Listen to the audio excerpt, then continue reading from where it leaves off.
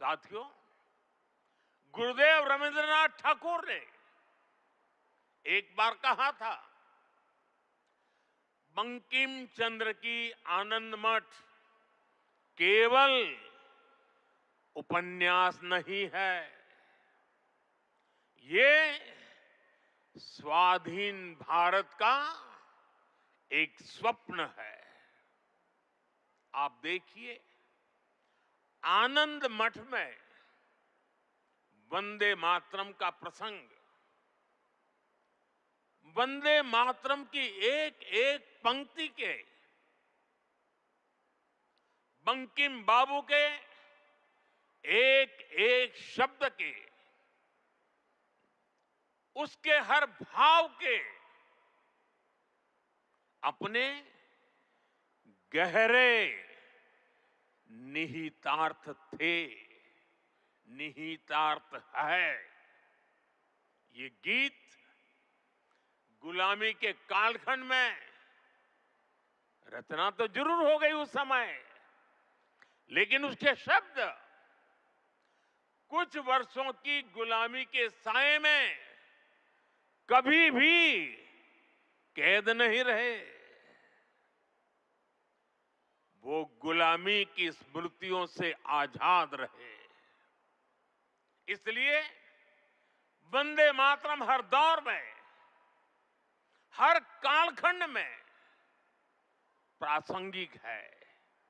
इसने अमरता को प्राप्त किया है। वंदे मातरम की पहली पंक्ति है,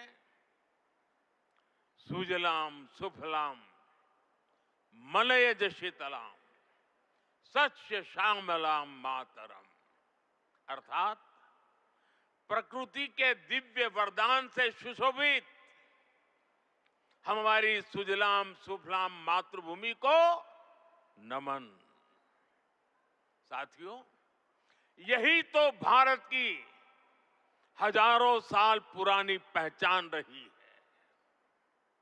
यहां की नदियां, यहां के पहाड़, यहां के वन वृक्ष और यहां की उपजाऊ मिट्टी, ये धरती हमेशा सोना उगलने की ताकत रखती है।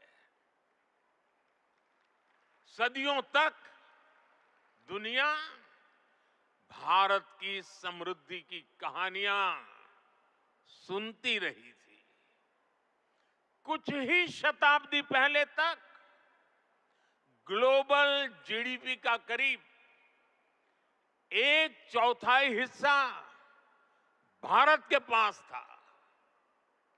लेकिन भाइयों बहनों, जब बंकिम बाबू ने वंदे मातरम की रचना की थी, तब भारत अपने उस स्वर्णिम दौर से बहुत दूर जा चुका था। विदेशी आक्रमणकारियों ने उनके हमले, लूटपाट, अंग्रेजों की शोषणकारी नीतियां, उस समय हमारा देश गरीबी और भूखमरी के चंगुल में करा रहा था।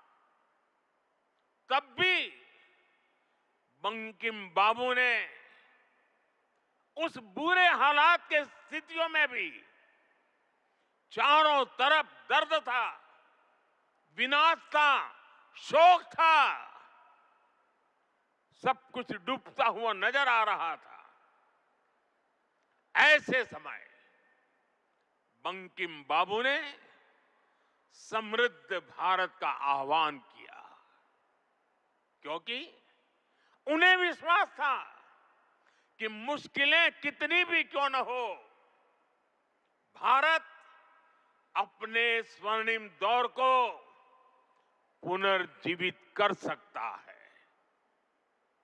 और इसलिए उन्होंने आह्वान किया, वंदे मातरम।